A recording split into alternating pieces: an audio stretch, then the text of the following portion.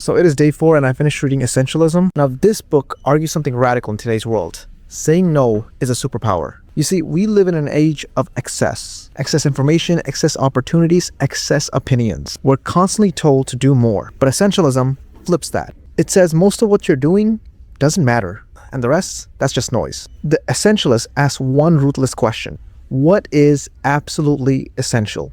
And as for everything else, eliminate that.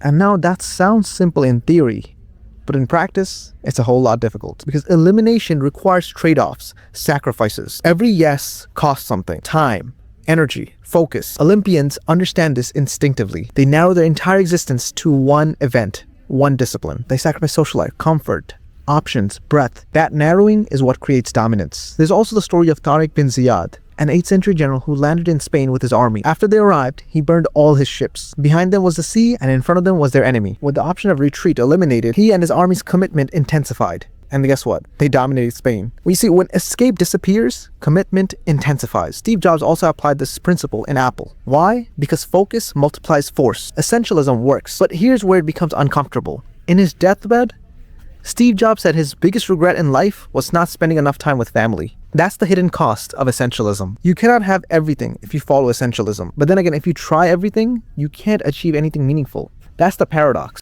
Michael Phelps narrowed his world to swimming, and he became the most decorated Olympian in history. But what was the result?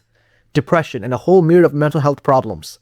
Because life isn't just about inputs and outputs. Sometimes what's inward matters more than what's achieved. Essentialism can create greatness, but greatness doesn't automatically create fulfillment. Essentialism forces a deeper question. What is it you truly want? Not what looks optimal, not what looks efficient, but what is it that is truly essential to you? Because if you focus intensely on the wrong thing for 20 years, that focus won't save you. And if you chase every opportunity, you'll master none. And there are also moments in life where randomness changes everything. That random trip, that random idea, that random person you met. If you had eliminated too aggressively, would you have missed it? Don't get me wrong, essentialism works most of the time, but life isn't always linear, and not every opportunity is noise. So I don't see essentialism as a commandment. I see it as a powerful lens, a perspective, one that demands clarity, one that demands sacrifice, but one that also requires self-awareness. Because elimination without reflection is quite dangerous, and expansion without discipline is chaos. And it's not easy. Every author presents their own framework, their own truth,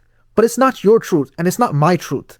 It's their truth. The Alchemist says, chase your personal legend. Atomic Habits says, build systems. The 50th Law says, confront fear. They all sound convincing. They all work, but they can't all be followed blindly. At some point, you have to choose. Comment down what you think.